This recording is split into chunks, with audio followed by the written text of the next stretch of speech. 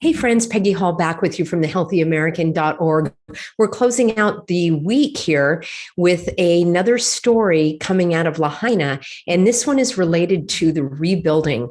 This is something that came across my YouTube channel, and I want to show you what we're going to be looking at. This will be a little bit of a shorter video for you here, and I will leave a couple of links if you're interested in diving deeper. This is called the Hawaii Clean Energy Initiative. Now, I'm on the record to state that I would love to live in an area where the sky is blue, the clouds are white and puffy, the grass is green, there is no spraying of chemicals either in the air or on the land. I would love to have clean water that is not full of fluoride and other pollutants. So that's my definition of clean energy. Let me know in a comment below the different kinds of, let's say, alternative fuels that the clean energy administrations are pushing. And then we're going to be looking at that briefly, because this is pretty much the foundation of what an architect in Lahaina is saying is going to be the future for the rebuilding of Lahaina.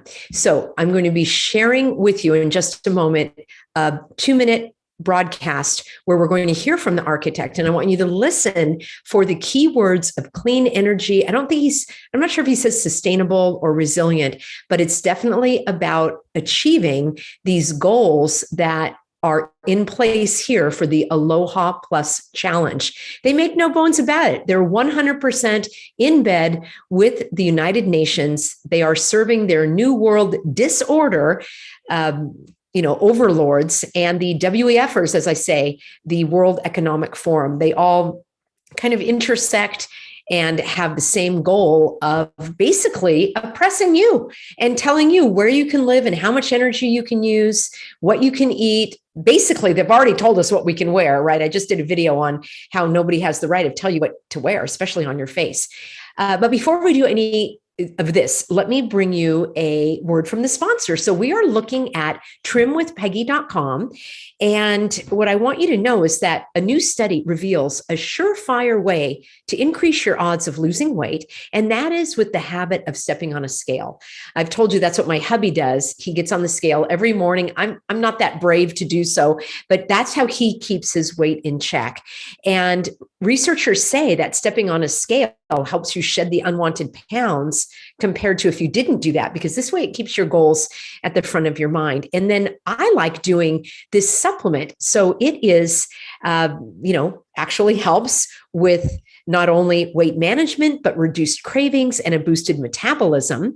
This is an exceptional alternative, and it uses naturally sourced and science-backed ingredients from nature. So hundreds of thousands are looking to accelerate their weight loss with, supplementation such as this. I'd love for you to go to trimwithpeggy.com, and then you can save up to 51% today.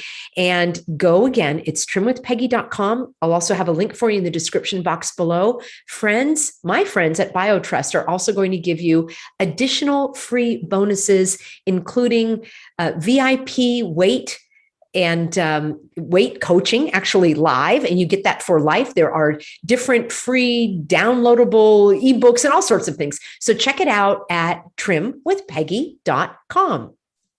Friends, let's talk about what's going on in Lahaina in terms of the rebuild.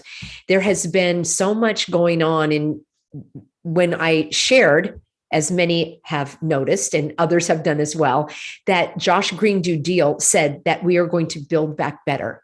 And then in yesterday's video, I showed you that there was actually a law passed in our federal government called Build Back Better. And that was signed into law in August of 2022. And that basically gave, billions of dollars to all sorts of programs related to this green energy. So think about it. Your tax dollars, you could be supporting a very wealthy person who wants to buy a $100,000 Tesla, and they're going to get a rebate because of this Build Back Better plan that your taxes are going to support, or maybe they're just going to print the money out of thin air.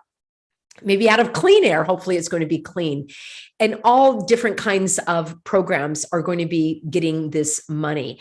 So this concept of Build Back Better was created, I think it was Clinton might have coined it a long time ago.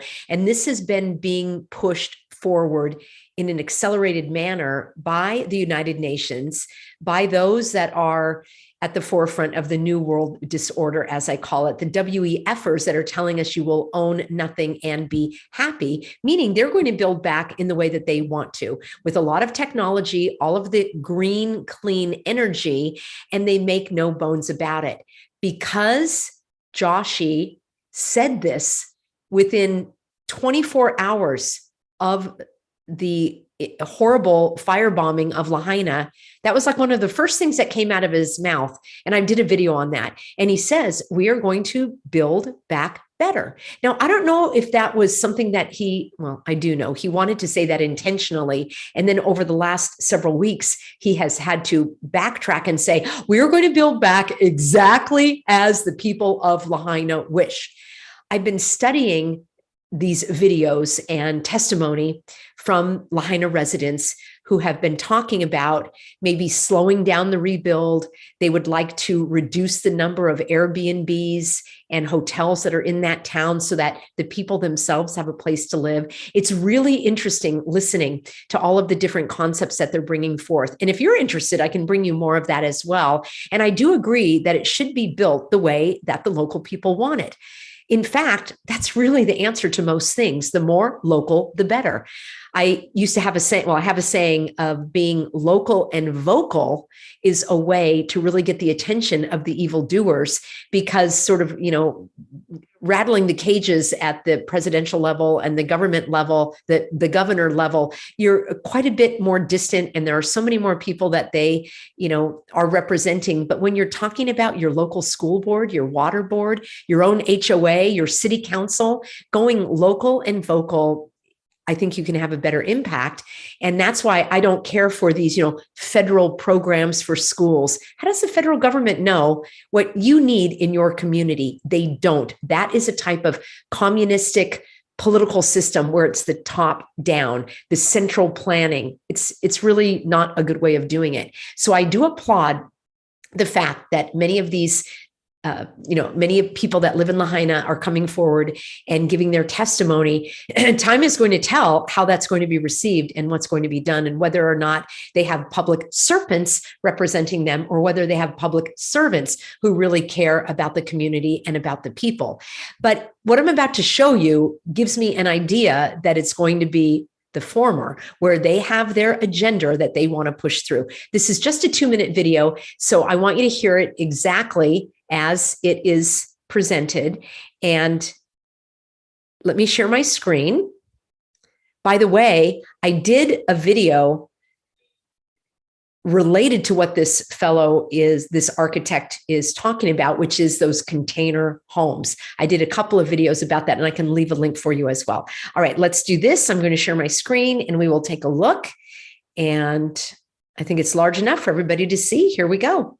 Vision for a new Lahaina is underway. One architect says this is the perfect opportunity. Oh, do I have it fast? No, that's normal. Okay, sorry, friends. I usually have it on a double speed. The vision for a new Lahaina is underway. One architect says this is the perfect opportunity to rebuild Lahaina the way residents want to and incorporate the state's clean energy goals. You heard that right? Incorporate the state's clean energy goals. We're going to look at that. KITV4 Shanila Kabir has more. Builders say it's going to take 3 to 5 years to clean up what these devastating fires left behind. And rebuilding needs to revolve around keeping residents in Lahaina. Residents say they want to see more evacuation routes and ocean access. We need the water rights back. We need to have our rivers flowing again. As you saw in the beginning of this entire disaster, all of the support was coming in from like the boats. That's how we got everything in here. Okay, let me pause again. And I know you like me to give you the analysis. So to summarize, they said that they want more evacuation routes. They want more ocean access. And then this fellow said that they want their water rights back so that they can reclaim the more natural ecosystem that they had with water flowing so that it's not so dry. All right, that's what I heard. I did not hear anything about clean energy and the state's, 2024 clean energy plan. Did you? Let's continue. Melba says he wants to see fewer resorts and hotels on West Maui beaches, and even fewer Airbnbs. Architect David Sellers is the chief planner for Ohana Hope Village. Okay, Ohana Hope Village is what I shared with you in this video here, Ohana Hope Village. And apparently Bezos is involved. He gave millions of dollars to the Family Life Center, I believe that's the name of it, that is behind the Ohana Hope Village. And here they are again, the Continest. And these are containers that some people in Lahaina are going to be living in and some homeless people. So he is the one that's in charge of this. Let's hear what he has to say. He says his organizations are working as a bridge between the community and the government. He says Lahaina will never be the same, but it will be safer with cleaner energy while holding its cultural significance. Did you hear that? It will be safer with cleaner energy while holding on to its cultural significance. They kind of slip it in there so you might not catch it. All right. I will replay a little bit and I won't talk.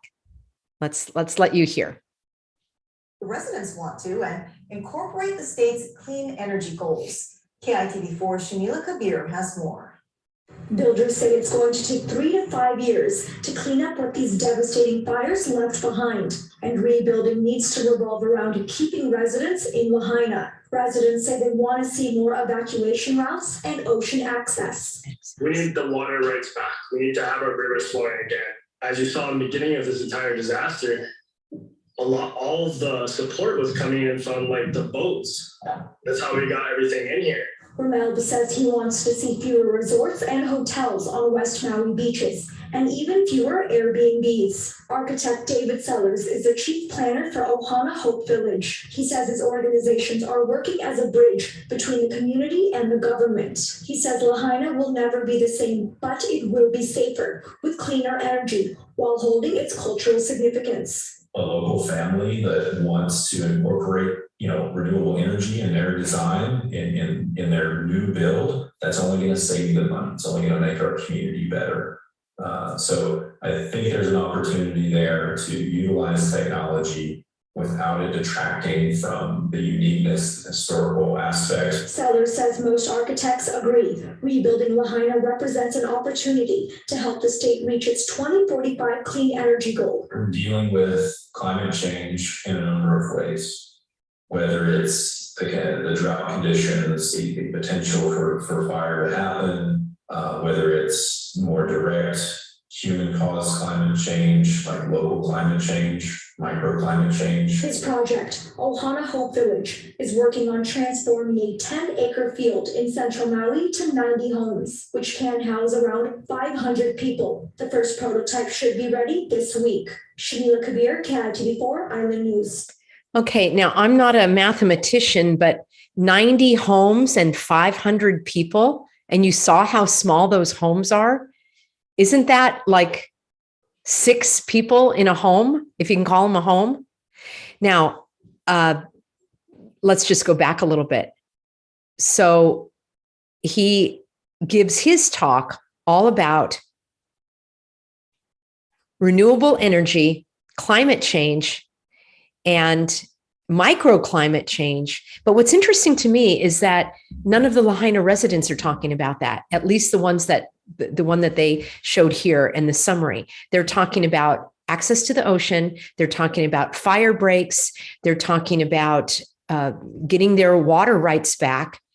And then suddenly the architect is talking about renewable energy. He probably gets a lot of breaks on these things from the government. I'm going to show you in just a moment their plans. Let's just play that once more. Community and the government. He says Lahaina will never be the same, but it will be safer with cleaner energy. It will be safer. Okay, I'd like to know how they define that. Does that mean there are going to be cameras? Does that mean maybe a camera inside the home? Does that mean maybe they're going to restrict how many people can live there? I mean, none of these things are actually remotely legal or lawful they infringe upon your own rights. Let's continue. While holding its cultural significance. A local family that wants to incorporate, renewable energy in their design. And a family that wants to incorporate renewable energy. These are some of the fake, phony, fraudulent words that they're going to slip in here. In their new build, that's only going to save them money. It's only going to make our community better. It's going to save them money because the government gives them a rebate from you, your pocket. You are paying for the other people's solar panels. And that's the renewable energy that can be on these homes. You may be in favor of that. I would encourage you to dig deeper and to look into that, because unless those solar panels were made with energy that was created by wind and solar panels, the manufacturing process used, I guarantee you, either coal, oil, or gas. So yeah, we have to look at those considerations. So I think there's an opportunity there to utilize technology without it detracting from the uniqueness, historical aspects. Seller says most architects agree. That's the consensus. Seller says most architects agree. Well, having somebody agree with you or having an opinion doesn't necessarily make it right or good or true. Rebuilding Lahaina represents an opportunity to help the state reach its 2045 clean energy goal. Rebuilding Lahaina is an opportunity for the state to reach its 2045, here it is, renewable energy goals. They're just saying it. They're just telling you that they cleared the land and now they are going to rebuild so that they can meet their 2045 friends. That is just roughly a little more than 20 years from now. No, 30, 40. That goes by pretty quickly, and they're going to be accelerating. We're going to see what that means in just a moment. We'll finish off this video. We're dealing with climate change in a number of ways, whether it's the drought conditions, the potential for fire to happen, whether it's more direct human-caused climate change, like human-caused climate change. I still have never gotten a good definition of that. Local climate change, microclimate change. His project, Ohana Hope Village, is working on transforming a 10-acre field in central Maui to 90 homes, which can house around 500 people. The first prototype should be ready this week. Shamila Kabir, KITV4 Island News. All right. The vision for New Lahaina. All right, let's stop there, friends, off that video. So they're not hiding anything. They're explaining very clearly that they are going to use this opportunity to help the state achieve its 2045 clean energy goals. So they have been working on this through previous administrations. So prior to Joshi Green New Deal coming on board, there was Linda Lingle was a governor several administrations back. Now, interestingly, not Hawaiian. And some of you are pointing this out. I'm not going to give any comment on it, but she's Jewish, if that has anything to do with anything. She's not Hawaiian. And then there was Abercrombie, Neil Abercrombie, who also was not Hawaiian. Then there was Ige, who was Hawaiian. And then there's Josh Green New Deal, not Hawaiian. And again, some of you are pointing it out. I will show you why this is important in an upcoming video, also of the Jewish faith. And then the previous Lieutenant Governor, Brian Schatz, is now the senator from Hawaii. There are two senators, of course, and he is in Washington, D.C., also Jewish. I'm pointing that out because I'm going to bring to you a video coming up that there is a program called Smart Aid from Israel that is going to come in and somehow be involved in the rebuilding of Lahaina. So perhaps it's because of the Jewish roots.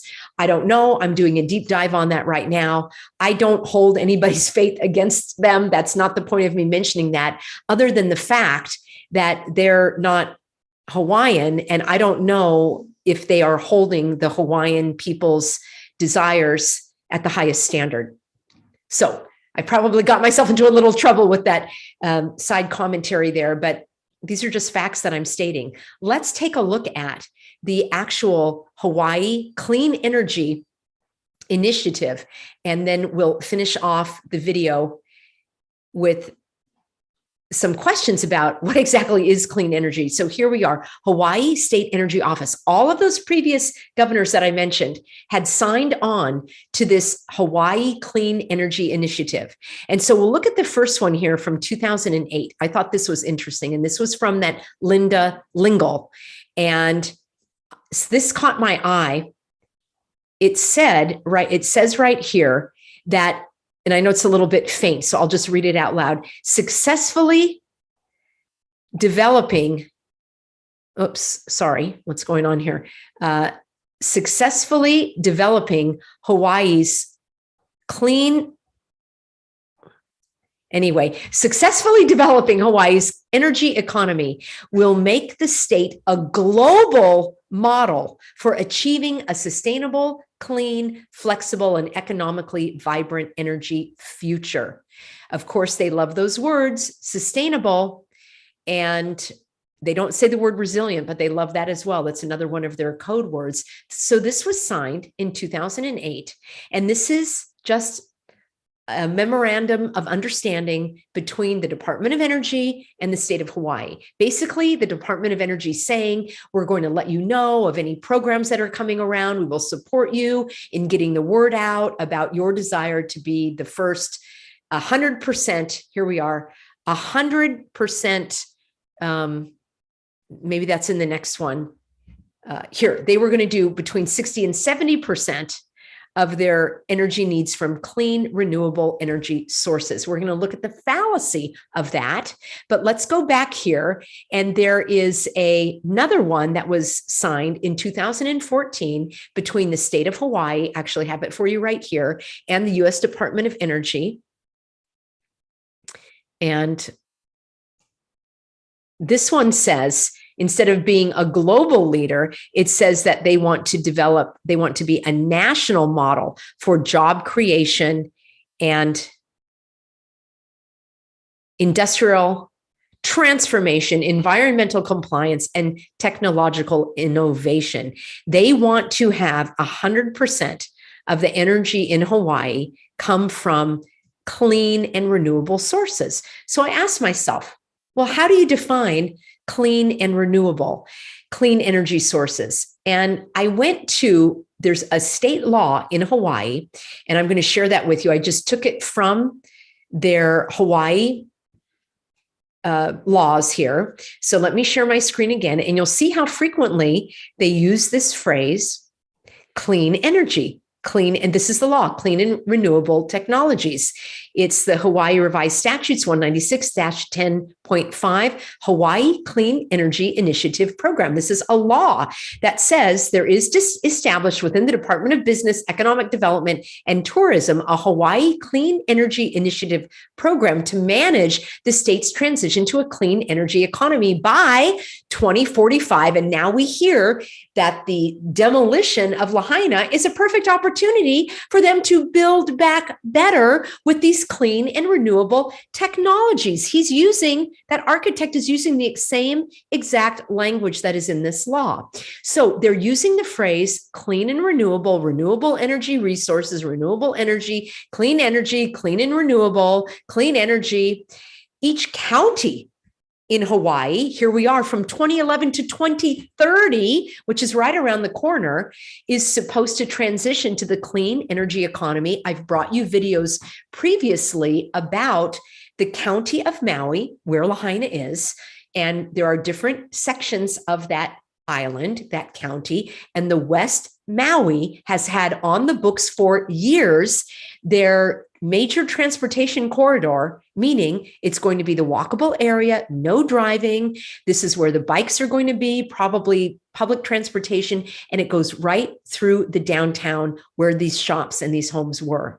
And I showed you there are two main areas and how all of this was plotted out and planned out. Money was already received in terms of grants for planning this in Lahaina. This is called incrementalism. You may say, Peggy, that Linda Lingle, she was the governor back in 2008. It's 2023. They have been planning this for decades. It's that slow movement, but now they're accelerating because they've got these kind of self-imposed deadlines that they have. So I asked myself, what is clean and renewable energy? Let's finish off by taking a look at the fallacy of this.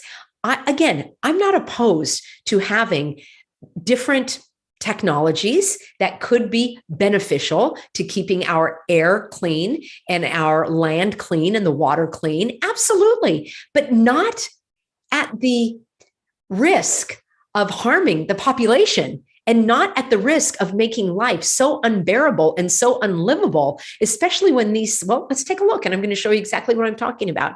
So I'm going to bring you right on over to the Department of Energy for the federal government, because that's where these states are getting all the money. So let's go right on over to energy.gov. And I think this is such a fascinating place to dig in and do a deep dive. So what do you see in this picture right here? Yes, those are solar panels.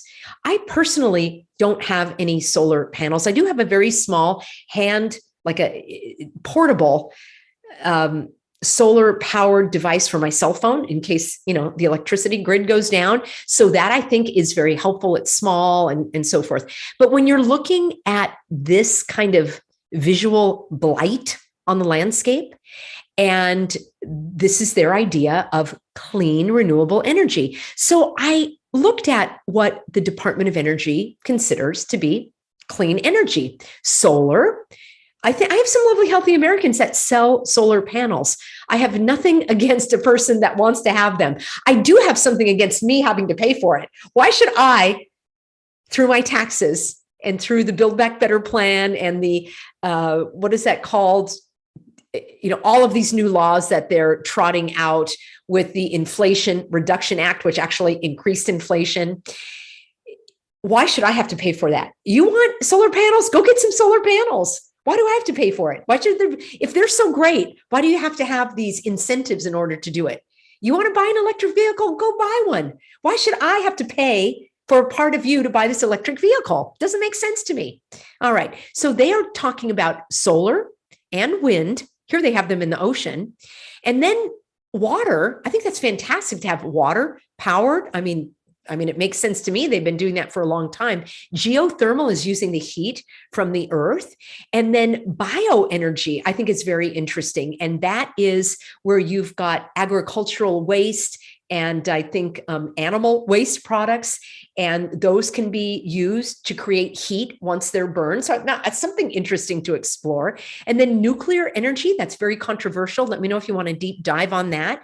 In Orange County, California, actually, I think it is San Diego, right on the border, we have the San Onofre nuclear plant, which is being decommissioned. And that created a lot of power for our local electricity. Of course, they want them to get off of natural gas and off of nuclear. And I believe it's, for nefarious reasons that they want everybody to be on the grid so they can turn off the grid. And then hydrogen, I think, is really interesting. There's probably a lot of potential there. So I am completely open to these ideas. I'm not opposed to them. But let's talk about this, the fallacy, or let's say the hypocrisy of this concept of clean energy.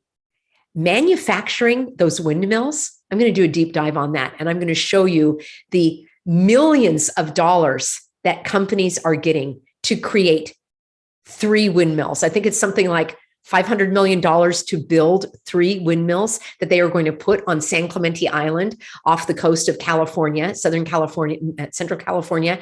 And that's where they do a lot of their how can I say this delicately? They do a lot of military exercises out there, and they have to transport diesel right across the ocean in order to have everything operate. So what they want to do is create wind generated power. Well, it only produces about 15% of their needs, but the millions and millions and millions of dollars that are going into putting up a couple of windmills, I'm like, you could just get a whole nother freighter to bring that in. And by the way, a lot of these windmills, in my research, they come from Europe.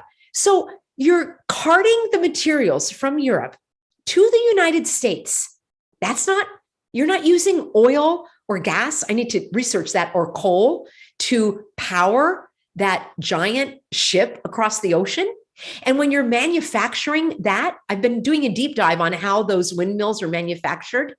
Well, they're using coal to stoke the fire to get it hot enough to be able to manufacture the materials for the windmills, and then they're calling it clean energy. It's not, all right? Electric vehicles, there is a great deal of emissions that are created when you are building electric vehicles and when you're mining, I'm getting excited here, all of the materials, all of those elements that have to go in, like lithium and other things, to go into create these batteries. And then these batteries go into landfills, and then you've got all the toxic elements. What happens with those? So it's either short-sighted, either the people that are pushing this are just not that smart, or they think they're super smart and they're trying to pull the wool over your eyes, but we're not going to let that happen. So a big part of what I do here on The Healthy American is to help you increase your knowledge, your understanding of what's going on, these lies that you're being told, how to read between the lies, because yeah, it sounds great. Who doesn't want clean energy? But how clean is it? How costly is it? And at what expense? Not just the expense from the pocketbook, but certain industries are going to be going out of business. Soon you won't be able to, in California, to have your own, gas stove, your own gas-powered dryer. They want to get rid of overhead fans because of the electrical use. And then the hypocrisy of the amount of electricity and other energy that's being used in order to create these clean energy sources. So we just need to be honest here. And you can say, well, it's going to cost this much in terms of energy and gas and oil and coal to create these windmills. Is it worth it? Is $500 million to put 3 windmills on this island for a 15% reduction over the diesel? Is that worth it? Or could that money be spent differently? So these are the kinds of questions that we need to ask. That's part of being a critical thinker and digging deeper. The other reason I bring these things to you is because so many of you are very savvy, sophisticated. You're educated on this already. And I want you to know that I'm with you. I'm on board. You're right. You might have family and friends that are looking at you like you're crazy because you're not buying this mainstream media narrative. And I want you to know, especially as you're in the chat and leaving comments, that there are thousands of us that are on board with you as well. All right, friends, a little bit of a rocky road here as we finish up our week. I will be with you tomorrow. I actually have a couple of weekend broadcasts for you. And then those of you that are supporters of The Healthy American through a financial donation, you are invited to be with me and my husband as we do a private live Q&A webinar. We do that the last Saturday of the month. It's at 4 p.m. Pacific. We're usually together for an hour or 90 minutes. You have the opportunity to ask your questions live, and then, via Zoom. You're not on the screen. It's just me and my husband, but we do see your questions. You can interact in the chat, and it's wonderful to be able to connect with you and support you because you have supported me. If you're not sure if you're on that list, maybe you sent in a check or you donated electronically and you're like, I don't think I got that invite. Please email my assistant, support@thehealthyamerican.org. Make sure you're on the free Substack. That is a type of newsletter, and you will find the link for that in the description box below. All right, friends, thanks for being on board. Let me know if you think I should scrub any of those comments if I cross the line. That's certainly not my intention. My intention is to actually empower and educate and inspire you so that you can stand with me as we fight against tyranny. All right, friends, see you soon in an upcoming broadcast.